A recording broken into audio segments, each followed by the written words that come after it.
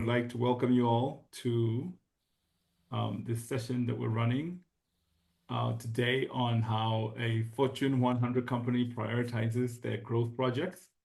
And it's really fascinating. Sometimes we call it our dinner party trick. We have conversations with your teams, and we can always tell exactly where they are in terms of the progress that they're making towards success. So that's what we're going to be talking about today. So we really would like to welcome you all. And joining me today are my colleagues. Let me just see if I can get this to move. Joining me today are my colleagues Alex Osterwalder and Carol Hill. Welcome, Alex. Welcome, Carol. I hope you're all well wherever you are. We're your hosts today. Wonderful. You guys are good? Good. Very good. Looking forward to it. Great, awesome. So today I'm playing host, so that's going to be interesting. It's been a while since I've done something like that, so let's see if I can actually do it right. But would also like to welcome our guest, Maxwell Johnson from Honeywell, Senior Product Director there. How are you, Max? I'm excellent this morning. Excited. Oh, great. Thank you. Thank you so much for joining us. So yeah, welcome everyone. We're getting started now. And today's webinar is going to have 3 steps to it. The first one is going to be Alex talking about what a playbook is, which is something that we've been working on at Strategyzer, repeatable process for doing work with great outcomes. And then Carol will talk a little bit about how we make evidence-based decisions, because that's then connected to the whole idea of how a Fortune 100 company makes decisions on its growth projects. And that will be the third part, where Alex will share about the Honeywell Growth Symposium and how that works. And Alex will do that in conversation with Max before we move on to the Q&A. And if you have any comments, please put them use the comments box to say or ask questions. Sorry, use the comments box to make comments. Use the Q&A to ask questions, because we always end up bouncing around between those two, people asking questions on the comments and comments on the Q&A. So use the Q&A to ask questions, and use the comments to make comments. That way, we can guarantee that we can see your questions and that we can actually answer those questions. So let's start with our Menti poll for the day. We just want to know who's here today. We're very curious to know where you're from. So you can scan the QR code, or you can go to menti.com and type 63155619 to join the poll, and just let us know, what is your role within your organization. So because we're curious to kind of always learn who's joining these conversations with us. And what I'll do is, if everybody's on the poll, I will go back here and start to see who's joining us. Yeah, so business leaders, strategy leaders, product leaders, innovation leaders. Great. It's a wide variety of people joining us, Alex. Wonderful. Yeah, we have a lot of categories, right? Yes. A nice mix. It's a nice mix. Nice mix. Yeah. 0 No salespeople. salespeople. Yeah. No salespeople. Not showing up today. Yeah. That's fascinating. Thank you so much for responding to the poll. It's always very useful for us, for us to know this, and this is a really great mix for us to have conversations and align and connect. Okay, cool. So before we move on to where am I? There. Before we move on to no, what am I doing? Seeing your Menti poll again. Exactly. Yeah, I'm confused, as you can tell. So, but before we move on, we just want to talk to you quickly about some of the work that we're doing. So some of the stuff that's coming up at Strategyzer. So we've just launched our Applied Masterclass series.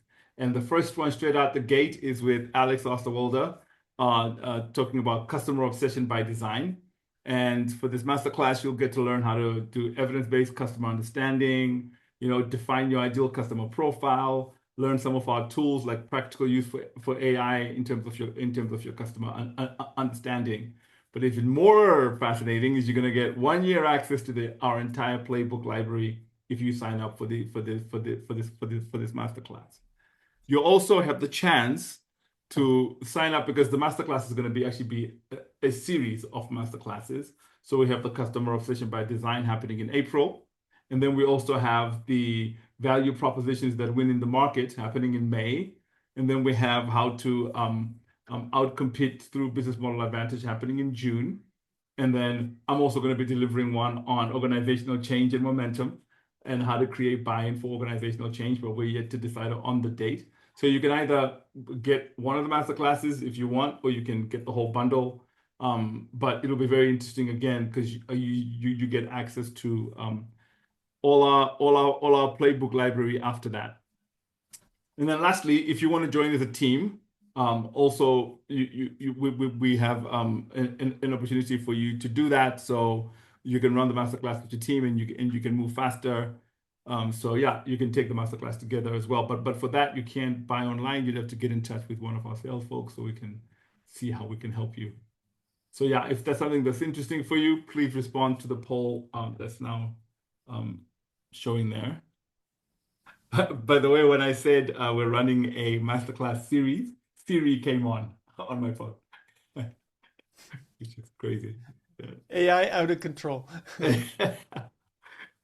right, cool. So that's it really on my side. I'd like to then now hand you over to Alex, who's going to talk about the definition of what a playbook is. So if you could spotlight Alex and unspotlight me.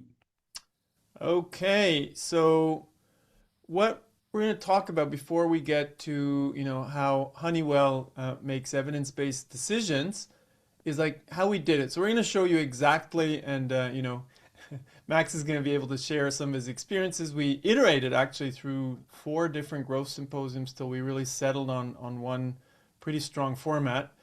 Now, what is this thing that we call a playbook? And maybe Max, you remember the first time, we were talking about playbooks. What was your memories of that? Did you immediately understand, or how did that resonate back then?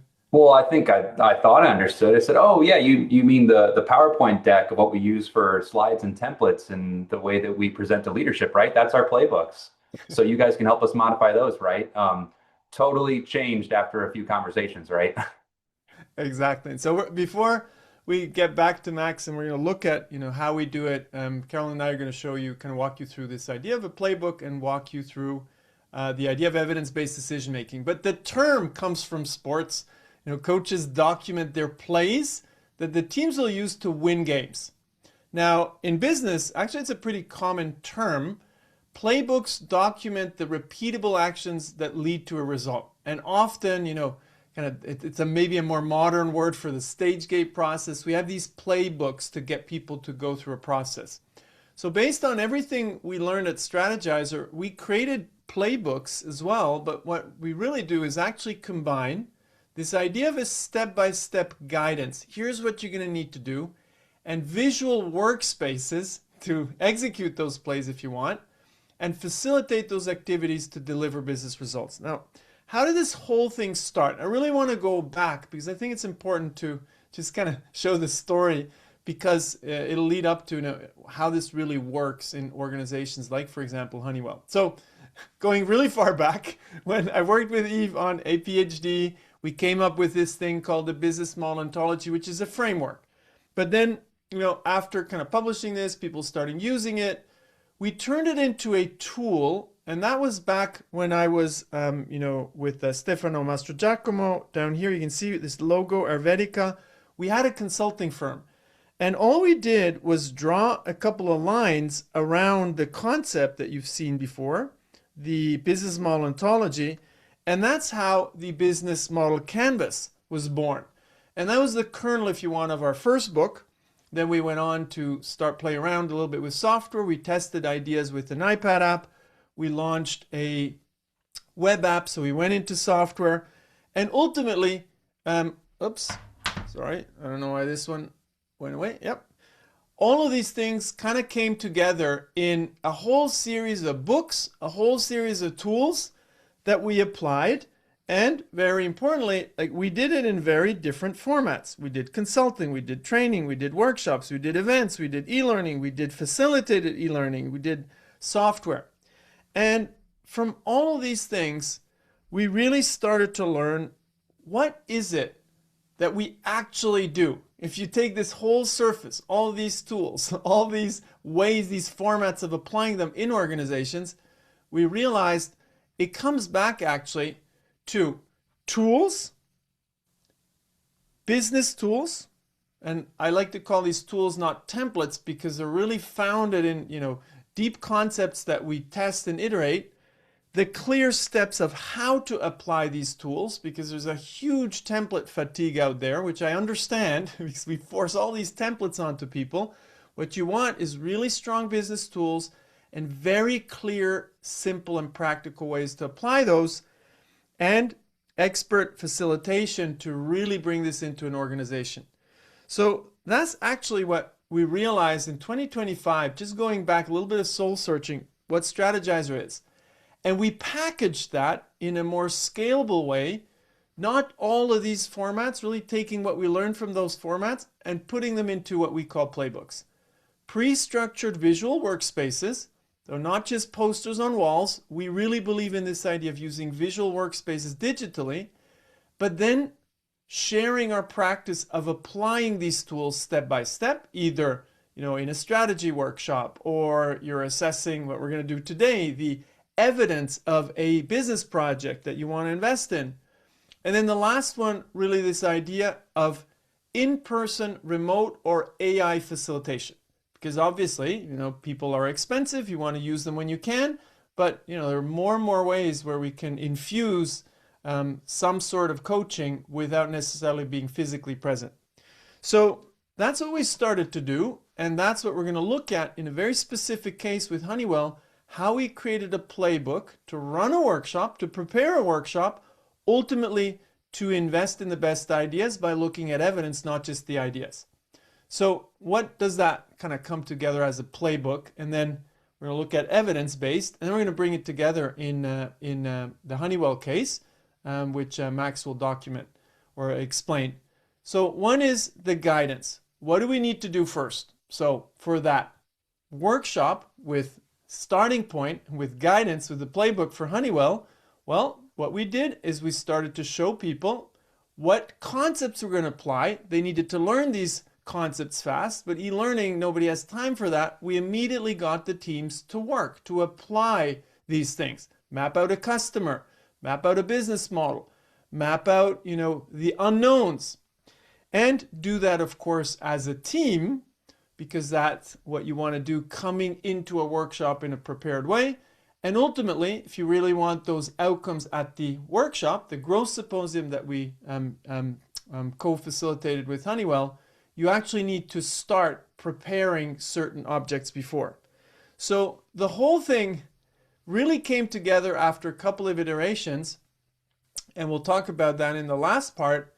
And it started just by an invitation, that we want to start to invest in a more customer-centric way, but also in a more evidence-based way. So what I want to us to start to look at before we get Max to comment on this journey of how we got to the Growth Symposium, Carol is going to introduce us to evidence-based decision-making. But maybe just a quick comment from Max. When we say evidence-based decision-making, what was probably your biggest insight, going through this journey together from, what you already had, because you were already pretty customer-centric, doing voice of customer, towards what we are going to look at in the last part? Yeah, absolutely. I mean, I've been with Honeywell for 5 years and have been driving VOC. That was where our customer evidence began and end, was with what folks said. And we built a lot of our foundational training and how we coach product managers, engineers, et cetera, to gather that evidence is through building VOC plans and conducting voice of the customer and documenting what their key insights are. The real level up was understanding that that's just one type of customer evidence. And then you can go a lot deeper to be able to reduce the risk further. And it's not always about a massive investment of resources. So that was the big learning, is that we were able to level up the conversations that our product managers and engineers are having with leadership, and be able to demonstrate proof of why this offering is going to work in the market better than what we ever could before, just by the means of voice of the customer alone. Cool. Thanks for sharing, Max. And I'll throw it over to Carol to do a little deep dive, 15, 10, 15 or 15, minute deep dive into evidence-based decision making. And then we'll see how it comes together in this playbook that we co-created with Honeywell. Over to you, Carol. Perfect. Thank you. Great. So we're going to talk a little bit about evidence-based decision making and what that looks like. And it was good to hear, Max, from you about the voice of customer. I think a lot of our clients are in the same position as you, or as you were. So if we look at, I'm just sharing my screen here. Make sure that you can all see. Just a thumbs up. Yep. Perfect. We can see it. Perfect. So we know that when we want to get from a new opportunity to scalable revenue, there are different things that we can do, starting with designing as if you're right and testing as if you're wrong. And then we need to come to the point where we make a decision as to whether we're going to move forward or not. So how do we make that decision? And that's what we're going to talk about here. I was speaking to a client just a few weeks ago, asking about this. How do they make decisions? And he said, I want the teams to convince me that their ideas will work. So the question was, well, what is going to convince you? Is it encouraging forecasts, a sponsor who loves the idea, teams that have a great market understanding, a good strategy? These are all things that actually this particular client mentioned. But what we really want you to do is really look at the evidence, right? And as Max said, there's lots of people will do VOC. That is one type of evidence. But there's also a difference in the level of evidence. So no evidence, light evidence, strong evidence. And it's up to the governance board to decide what that looks like. So we have different experiments that we can run that will help you to understand what level of evidence you might be able to get. And one example is of a brochure, which is probably common to all of you, right? A brochure that shows your imagined value proposition. So if we look at an example of one here from American Family Insurance, it's a fake marketing brochure that was shown at a trade show with a call to action. And from that call to action, they were able to see what percent of people responded, followed up via phone call or email. They were able to see that it resonated more with one particular customer segment than another. And then they were able to pivot their value proposition and marketing based on those insights. So that was one type that would get you a certain level of evidence. Another experiment is Wizard of Oz, which for those of you who don't know, it's basically an experiment you can run where a request is handled by another person. You may have seen this on a meme with a coffee machine where the customers think that the machine is making the coffee, but it's an actual person in the background making something, right? So an example of this is from Fireflies. Many of you probably use a note taker like this, but may not know sort of the origin story of Fireflies. I think Alex mentioned this to us recently, which is a great story. So the co-founder shared that they charged $100 a month for AI that was just two guys surviving on pizza. They told everyone that AI would join the meeting, and in actual fact, it was just Sam and his co-founder sitting behind the scenes, taking notes and joining, dialing in as Fred from Fireflies. So the ethics behind this, maybe we can set aside for a moment, but this is an example of how they gathered some of their evidence. And they decided that after they took notes for 100 meetings, they felt it was enough evidence to automate the process. They were making enough money to pay for their rent, which was good enough for them. So what are we trying to do here? Overall, when we're trying to get from that idea to a scalable profit, we want to increase the spending level as we reduce the risk and uncertainty. And if you think about the level of evidence, you're basically trying to increase that level of evidence alongside how much you're spending on creating those tests and gathering that evidence, creating your product throughout. So before we look at the level of evidence and how we might consider that, it's important to keep in mind that what people say and what people do are two different things. So you will see the say and do referred to in our framework here, which I'll show you in a second. So we have an innovation project scorecard where we frame our level of evidence according to a number of different areas. And the level of evidence can vary depending on what you are testing and how. So you can see we have 0 to 5 here. With Fireflies, the example that we had with the Wizard of Oz, with two people typing in the background, joining meetings and doing this manually, that could be considered, excuse me, level 5 evidence, as it was enough for them to automate the process. And if you look at the brochure that American Family Insurance had, they had a call to action where people shared their email address or called them. And so they had like call to action evidence due. So let's look at this a little bit more from 0 all the way to 5. Now, many of our clients will start by saying they've got business plans and spreadsheets and high-level market research. But many of these things don't even get to level evidence 1 because we're not actually hearing from the customers. So when we are actually talking to customers, getting their opinions, hearing what they have to say about something in a low investment lab context type of setting, that is level 1. If you want to move all the way to level 5, we're looking at our customers and users doing something. It will be based on fact, usually in a high investment situation and a real world context. So let's dig into an illustration about all of these different types of evidence from Tesla. Now, going back to 2003, when we had two co-founders, one, Martin Eberhard, who started by saying, they wanted to create a sports car, but he didn't want something that was fuel heavy, fuel hungry, right? So they were looking at e-vehicles. That first Tesla Roadster launched in 2008.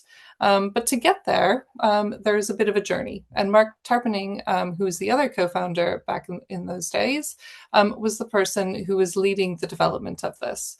And we're going to look at some of the experiments that they ran. So the first experiment that they ran was something that we call a boomerang, where they're looking at competitor products and getting information and insights from those customers. Now, this is level evidence 1, where they're receiving evidence about other value propositions. So, and really what they learned from this was that their customers were not the same customers as their competitors. It is similar. The next step, was level evidence 2.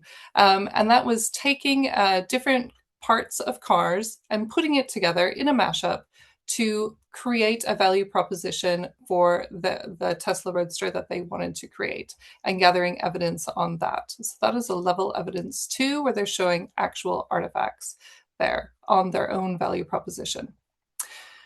The next experiment that they ran was like call to action evidence due, and that was a landing page. So similar to the brochure, it's showing the value proposition and then including a call to action where potential clients are asked to give their email address to get more information about the product and to show their interest in purchasing. So that is call to evidence 3. And then a strong call to action evidence due was where they looked at a pre-sale. So quite famously for the Roadster, clients could actually put $100,000 down on a fully refundable deposit that they could get back up to the day of delivery. And it was a limited number of reservations, signature 100 reservations. And so that was for early adopters. So not quite irrefutable evidence from the markets yet. Now, to get to this level 5, you need kind of mass market evidence. And so Tesla Model 3 presale fits that mold quite nicely. They ended up with 325,000 reservations with a $1,000 refundable down payment within the very first week. And that was mass market versus early adopters. So that's an example of level 5. So hopefully with this type of evidence, you can really be very clear on the type of evidence you need or what you need to convince you of the right level of evidence. So we're going to test you with a competition using the Menti that we're going to put up in a moment. where you are going to assess the level of evidence on these examples. We'll just share one example here before we start, and while Tendai gets the Menti ready.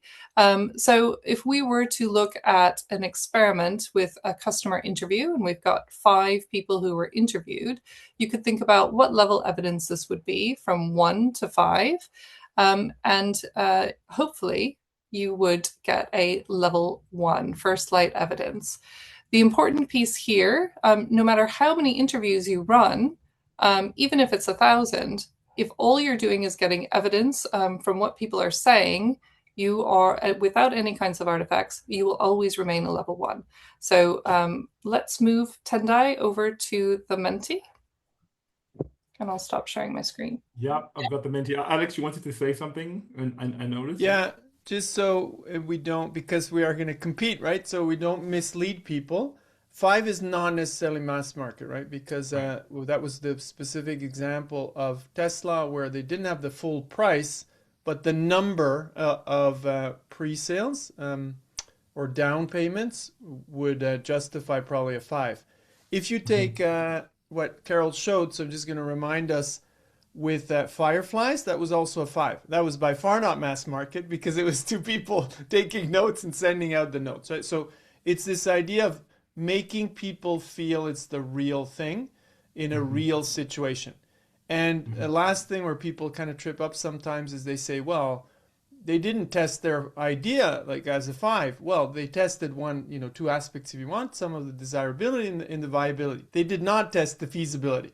So when you put a 5, doesn't mean you validated all aspects of an idea. The whole point is that we're validating pieces of an idea. So just want to emphasize this so we can really compete on fair grounds. All right. Perfect. So this is the Menti poll. I don't know if I'm being hot spotted or not. There we go. So you can scan the QR code or go to menti.com and type 6315. So let's all join. I think this is a competition. So fastest, but also most accurate answer wins, right? It's not sufficient to be fast. You also have to be accurate. And so I'm gonna hide myself and then start sharing the Menti poll. So here we go. See, a lot more people are joining, but here we go. So here we go. Experiments run, customer survey or customer interview. What level of evidence is that? Gotta click once more. I have to click once more? Yeah, there you go. So how would you score these?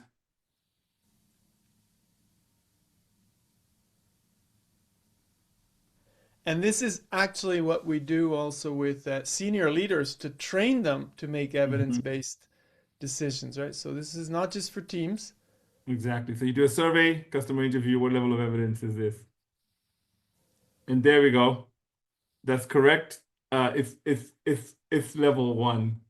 Because all you're doing here is talking to customers. It's literally, you're not even showing them an artifact, right? It's just what they say. And I heard so some people sometimes say, but isn't getting people to fill out a survey a call to action? I think that would be pushing the boundaries a little bit. Yeah. Well, they did invest their time, but it's just, yeah, it's very light, right? Yes. It's also about like the quality of evidence you're getting, right? Not just getting people to do stuff. Because when you get people to just say stuff, it impacts what we perceive as the quality of the evidence. Okay, next one. Here we go. You did a customer interview and you ran an online ad. What is the level of evidence you reach there? An online Click ad. once more. Click once more. Yeah. It's actually several. It's several experiments. Cool.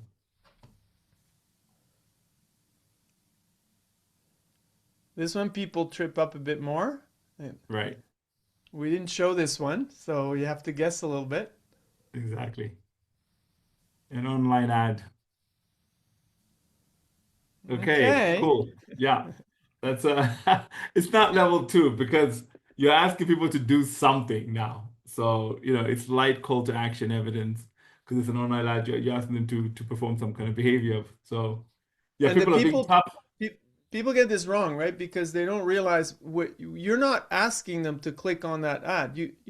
Think about yourself. How many times did you click on an Instagram ad that you were not interested in? Probably never. Maybe you never did, right? But so getting people to perform a small action, like clicking on an ad, is a call to action. That's the difference between saying and doing. So somebody might tell you they're interested in your new whatever fitness app, and then they just say yes. Well, that's level 2 if you showed it to them. But level Yeah, 3 is actually they did something more, skin in the game, when you were not in the room. exactly. And there's a huge psychological leap between saying you'll do something and actually doing it. All right, so we move on to the next series of experiments. And this one is you do 5 customer interviews and 50 online ad. This seems to be repeating, but let's see what people say here. Now that we've given you the answer, you should get this one right.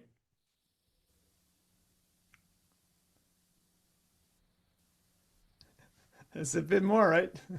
Yeah, there we go. Somebody said level 5. It's not level It's 5. it is level 5. It is level 5. So Wizard of Oz. So Right. we didn't train you deeply, but when Carol said, like, you got people not just to do something, you got them to actually experience the real thing. People were paying Fireflies the subscription, and they were benefiting from the real customer experience of getting summaries, though there were human beings behind Yeah. the room, right? I still think ChatGPT has millions of people somewhere giving us those answers. And they all write in the same language and use the same dashes. Yeah. All right, let's move on to see who is in the lead. Here we go. Oh, look at that. John. Good work, John. We got one Good, more. good We got report. one more. This is this is just the halftime report. Is this the halftime report? Okay. Um, so this Let's one go. says 30 customer interviews and 300 customer surveys. Is that correct, Alex? You can't see the rest. Is not the full image. So just click one more. Yeah. Okay. Participants can see the full image. I Right, can't right. see the full image actually. Participants can. Participants can. Okay. On their phones. Okay. Pull them all out.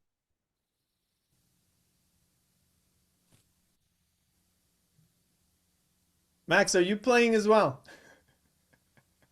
You played There we this go. one a So couple this- of That'd times. be cheating at this point. All right, Alex, maybe you want to talk through this one. It's the correct answer is level 3. Why are people scoring level 4 and level 5 so much? So sometimes what gets people tripped up is they just think, oh, they're large numbers, right? So Right. the numbers don't get you into a different category. Light call to action, you could have a million doing a light call to action, and a million people clicking on your ads. It's still just very easy to click on an ad. So then level 4 is more skin in the game. And talking about B2B, we're going to go talk about this afterwards, right? You would have, for example, co-creation workshops with your customers, with your clients, where they bring in the CEO to work with you. That's level 4, and then level 5 is a whole other ballgame. So people look at the numbers. The numbers is not the right thing only. What you really want to look at is the type of evidence. So super important to get that right. All right, cool. Okay, so moving right along now to see If John made it, let's see. if John made it. In this round, like we'll see. Let's see if he stays in the lead. Oh, he just got passed Overtaken by Andreas. Andreas has bragging rights to Exactly. I hope it's not the Andreas we think it is, like one of our own team members. Yeah. Exactly. All right. No, thank Congratulations, you everyone Andreas. for participating. And now I'll hand you back to Alex to now actually talk us through the Honeywell, right? Okay. Our Andreas was saying it was not him. Okay, in the chat. Yeah, all right. Very good. Very good. Okay. So what I'm gonna quickly, introduce us a little bit to the Honeywell Growth Symposium, but then really get Max to share his experience also. The whole thing, was 4 big events, if you want, over the last year into this year, and it started out with Honeywell's CTO and president of Connected Enterprise, Suresh, reaching out to us and asking like, how could we collaborate to bring this idea of evidence-based decision making into the organization. So basically what we started to do is to help teams not just better present in a customer-centric way, value-centric way their ideas, but really get them to support their ideas with the evidence that they already had and run more experiments. So that was quite a shift, or let's say a move forward from the voice of customer. I think that Honeywell, from what I've seen, already does pretty well. Now, here's how we structured the playbook. There were two parts to it. The first part was actually pre-work. So from the 10 to 15 teams that would come into the growth symposium, present their ideas to leadership, they would come in already prepared with pre-work. Now, not just slides. We actually banned the slides, and in the first growth symposium, there was some confusion because they're so used to presenting slides, and I can see Max smiling there. No, we actually got them to prepare, I'll use an abstract word, business artifacts. So what did they need to do? And Max actually accompanied, together with his colleague Larry, accompanied the teams in this phase. So what they needed to bring first is a customer ecosystem map showing who are the end users, who are the decision makers, maybe, purchasing department, but then also channel partners, looking at all of those, and then picking the most important customer or stakeholder, because it could be the channel partner, that would really, help this idea succeed. And they would make a customer profile of that most important customer. Then they would describe how their project, how their idea creates value for that specific customer. And we'd use a very simple tool, a storyboard called value scenes. And then they would sketch out the business model for their idea, showing how they capture value and make their financial prototype explicit. Very simple, not a crazy spreadsheet over 5 years, just 3-year projection of how they make money, revenue streams, what's going to cost, and how much investment this requires. And the last prototype or artifact that they would prepare was the known unknowns. So they were doing that on the Strategyzer platform, step by step, going through this and coming to the growth symposium. Now, I'm already going to ask Max, how was that experience of getting the teams to do this? On the one hand, your experience, but on the other hand, how the teams reacted. Because I think you were a bit uncomfortable at the beginning. You weren't sure how this was going to turn out. Yeah, well, as you mentioned before, we had parts or elements of this in what we call a one-pager slide. And so, it was like, hey, don't worry, you don't have to do any pre-work. You just need to bring your one-pager, right? So pivoting to this model where we're very actively giving them pre-work, we were a bit nervous. We said, oh, this is going to be a lot of work.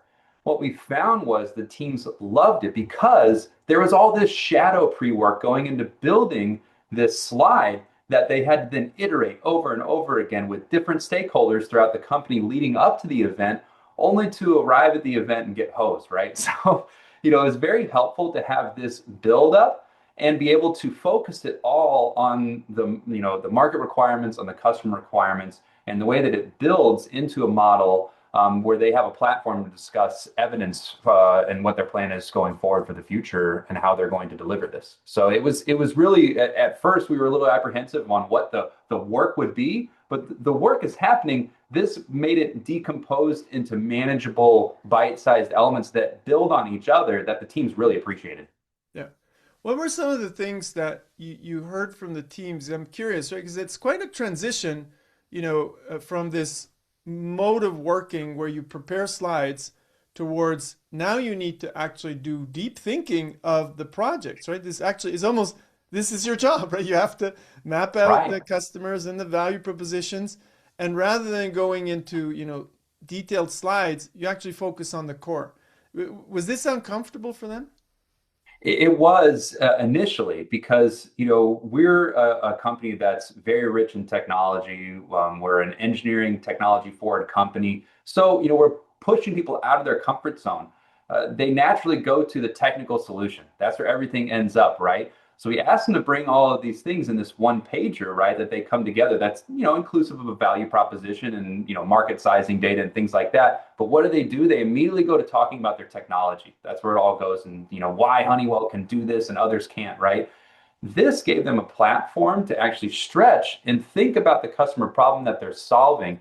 And I think that really helped them because we asked them to talk about the customer, but this gave them the vehicles in order to illustrate it. and guide them on their conversation. And again, in a way that builds. So it's not overwhelming. It gave them a step-by-step process that was very digestible. Yeah. And when you look at this, right, it looks almost, wow, isn't that too simplistic, right? Who's the customer? How are we creating value? But it turns out that we kind of get so lost in what we're good at, the technology. And yeah, we probably, focus on the customer then, but we fall into the trap that we focus on maybe the user instead of asking, well, for this idea to work, do we need to focus a bit more on the decision maker? Might we have to focus most on the channel partner, right? So these fundamental business questions are actually magical. And then also when you present and go back to the business fundamentals, because the technology they know, and they have to be able to answer about, the feasibility of certain things. But turning that almost into, like an entrepreneurial action where you are presenting to your investment board. So I found that really wonderful to watch how the teams were kind of leaning in. Absolutely. I think the difference was it does come off very simple on the front end, but it enables a logical conversation between different levels in the organization, right? We're all speaking plain English now. We're not talking about super technical details or really complicated solutions, right? It's just, what are the jobs, pains, and gains that your customer is trying to do? How are you going to solve those? How are you going to commercialize that? How are you going to monetize that? It's all very logical, and it level sets everyone to be able to have a productive conversation about this rather than getting lost in all the technical details, whether it's commercial technical details or the more engineering side technical details. And that shared language is very, very powerful because it gets everybody aligned going in one direction, and you can have better conversations then about investments, but then the evidence, right? So then the teams come to the growth symposium and they're very prepared, and I'm just going to show kind of like how this looks like. They here come into the playbook. In here there were all the things that they need to prepare. You saw the customer ecosystem map. These are the things that they prepared in the platform. And Max, you actually went through all of those artifacts and left comments, right, in Yes. what they were working on. Yes, and what we found before was they had that one-pager PowerPoint slide, right? So we'd send them off, they'd go do all that shadow work, reviews with their leadership, getting alignment and everything, and then we would get it and realize, oh wow, okay, you missed the mark. You're way off base here. Your segmentation's wrong, and we would just dump loads of feedback on them, and they have to go back and iterate and go through those channels again.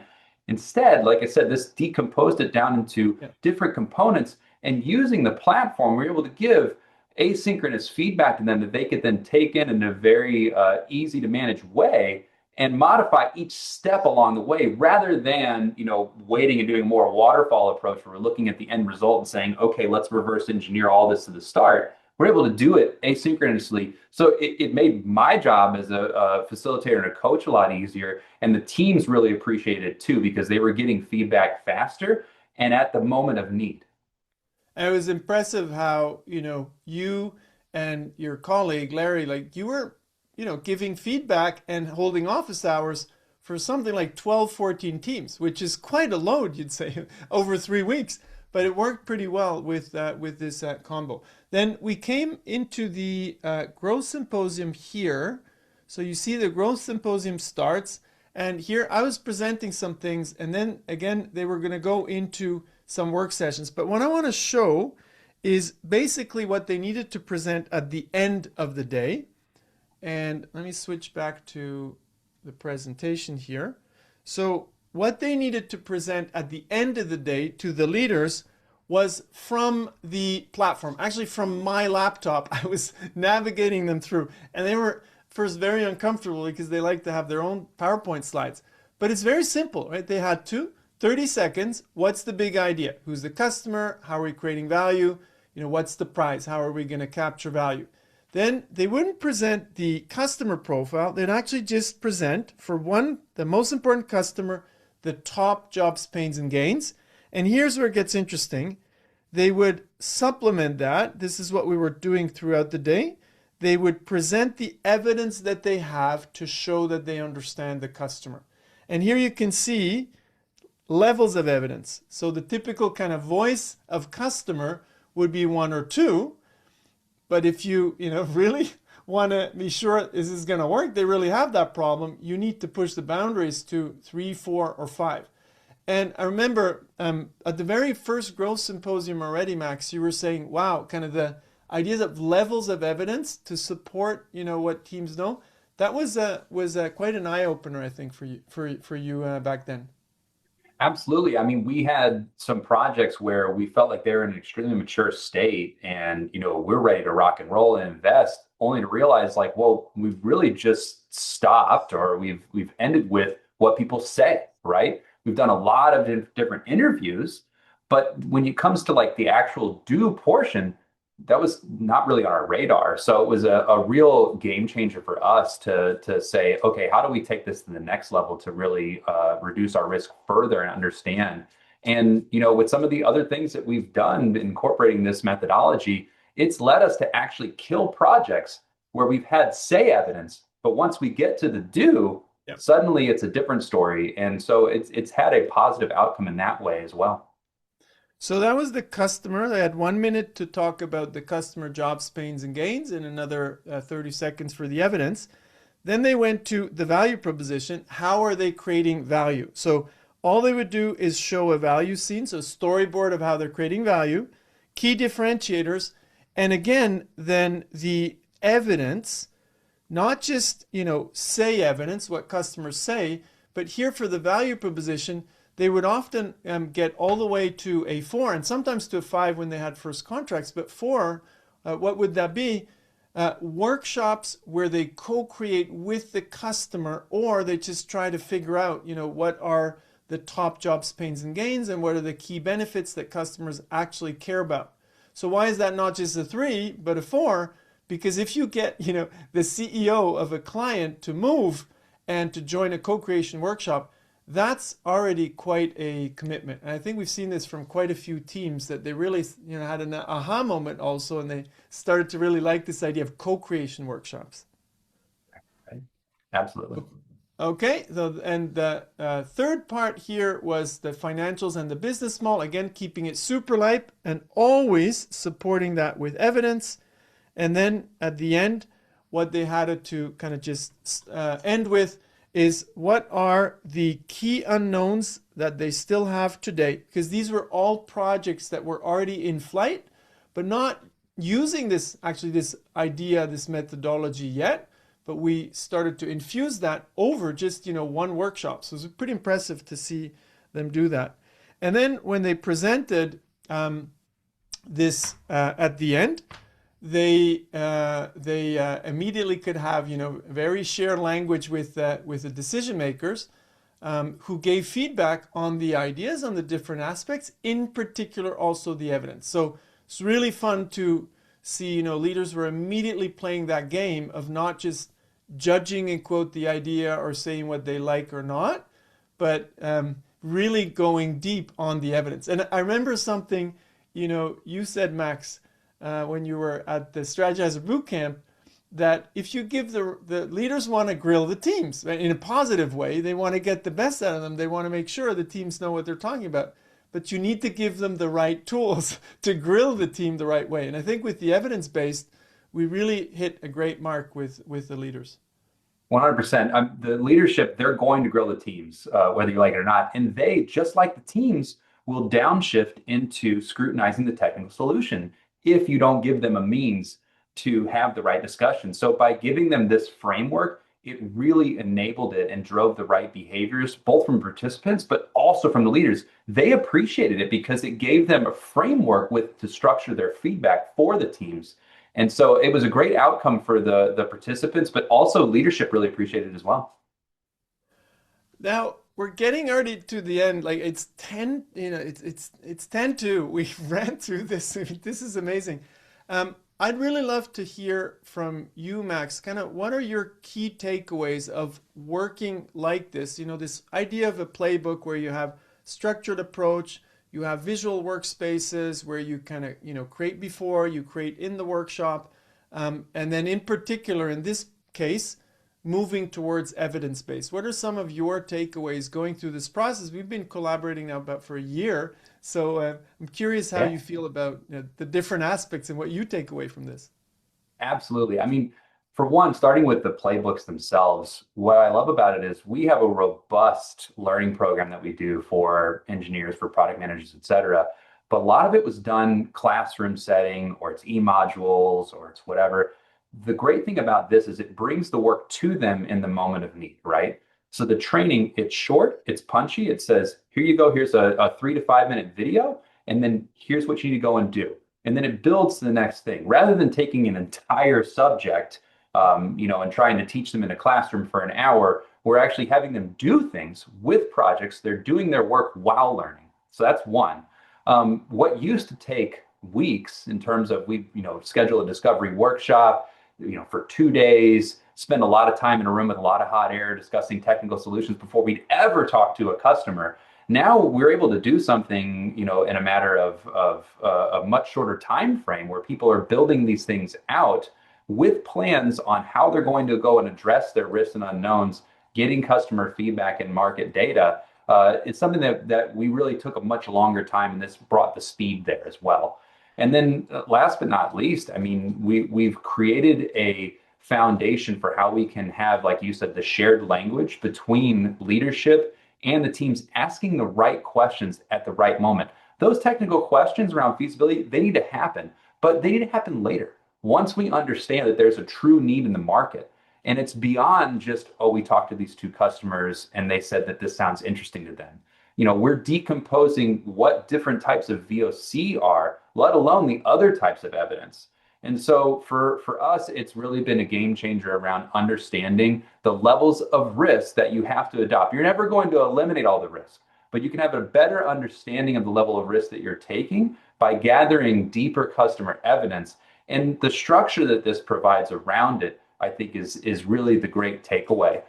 So we've brought a lot of different functions together as well as leadership around this common model, and we're seeing some really great outcomes that have come of this, both from the events that we've done with Growth Symposium, but as the culture overall. People are thinking about evidence now, and they're thinking about how they can explore ideas in a way before we get to the technical solution, which is really eliminating a lot of our R&D waste, and also having folks walk away feeling like they have a more meaningful way to demonstrate the great work that they're doing, whether the project succeeds or not. It's about the journey and about what you learn, whether it's for this project or for other things throughout their portfolio. There's always something to learn by gathering customer evidence. So, overall, I can't say enough good things about the process. And I was really impressed how quickly the teams and the leadership really embraced this idea of evidence-based.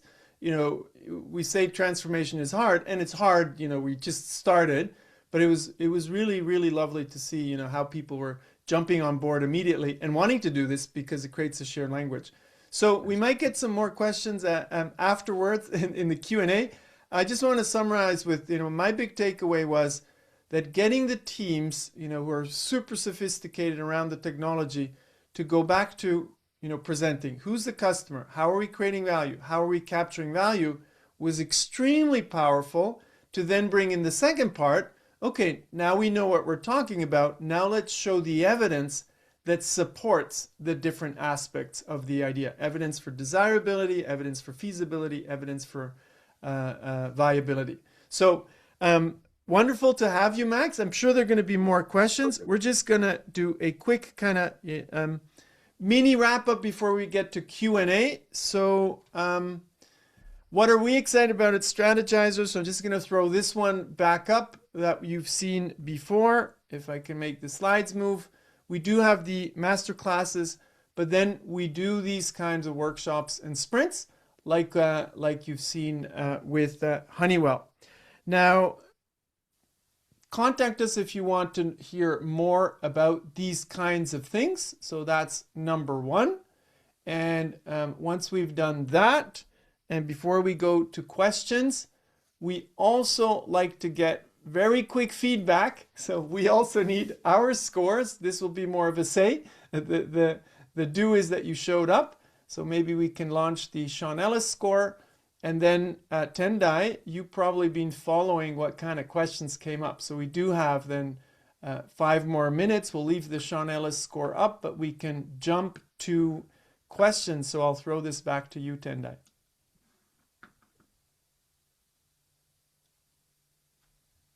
Oh, can't hear you anymore. Sorry. Yeah. There's been a lot of questions coming up, a whole bunch of interesting questions that have actually shown up. But the one for you and Max, I think quickly is Douglas is asking, how long does one of these symposium usually take? Particularly, he wants to understand the time frame for gathering the evidence, because by the time you get to the symposium, there's actually evidence that needs to be presented. So how long does this typically take? So I'll answer the first part, then Max, you can go a bit further, like showing the different things that are going on. So in this case, the Growth Symposium was for ongoing projects. So they already, were working on these ideas for more or less time. So they had 3 weeks, not to experiment actually, but to kind of bring together the artifacts. And the Growth Symposium, this part of the Growth Symposium, there's 2 parts. One is the workshop, one is more with customers, was 1 day. But this is different from sprints where we start from scratch. And I'll throw that over to Max too. Yeah, absolutely. So like you mentioned, these are in-flight projects. So what was great about this was they have some customer evidence of some type. And this is a great equalizer because then we bring them through, they have them build their artifacts. We make sure that, their value prop, their customer ecosystem map is all in check and everything. And then we gauged their current level of evidence. And then based on what the results were, we talked about like, okay, so what are we going to do now? What's our plan to go get more different types of evidence, right? And what we found was a lot of folks, showed up and they're like, I've got plenty of evidence. Look at all this VOC I've done. And we're like, okay, that's a 2. And they're kind of like, whoa, taken aback a little bit. So that was a great moment in time to say these very important key projects, a lot of them are flagged by leadership as too big to fail. It's like, wow, we need to do more. So I think that was what the great thing was in that moment, in that workshop, we got real about what level of evidence we're at and then built the plan on how we're going to improve it. No, that's super cool. Thank you. Thank you very much. We're down to the last 2 minutes. So and there's so many questions that I don't even know which one to pick. So We're gonna have to somebody's do a asking follow-up. somebody's asking about do evidence in the aerospace industry. I always like these questions because they're kind of like gotcha questions, but there's always some kind of example of do evidence that you could do in any industry. So yeah, do evidence is not having the plane ready and flying, right? There's various other qualities of evidence that you can get. But Alex, how would you respond to that? So I think, when we say testing, people always think we need to make a smaller version of the final solution. But that's completely wrong because you're thinking feasibility, right? So, you don't need to test the whole idea. If you're testing desirability, actually getting people to show up to a co-creation workshop or investing in some co-creation, that's skin in the game. That's evidence. So those are the things that are due.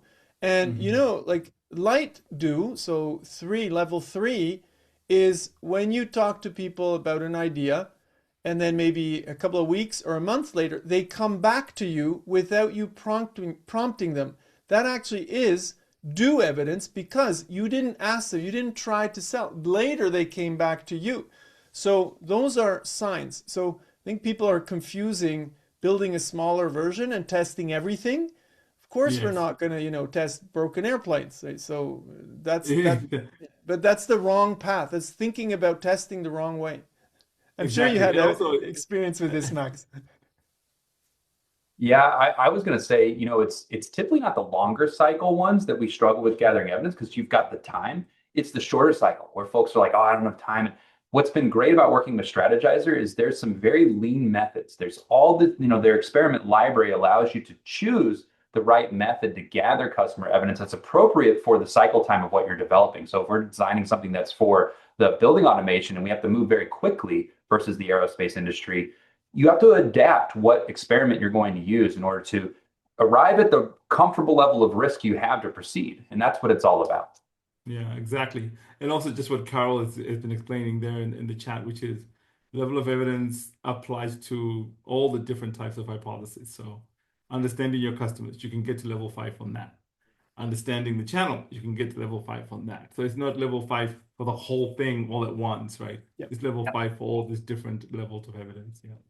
I think just the other point there is it is for any kind of idea, whether it is for you're part of a huge organization, it's a huge innovation, it's on the explore side, the exploit side, it's for a something that you're offering for free, which I think someone put in the chat. It's for B2B. It can be applied to anything. You could apply it to your own life and your career, right? So, yeah. Cool. No, thank you everyone for joining us and staying for 1 extra minute. We hope you enjoyed the webinar, and we'll see you at the next one. We'll see you at a masterclass. You can join one of our series. Thank you so much. Thanks, everyone. Thanks, Max. Thank Thanks, you. David. Thank you, Max, Thanks, as Carolyn. well, for joining us. Thanks. Thanks, everyone. Bye-bye. Bye.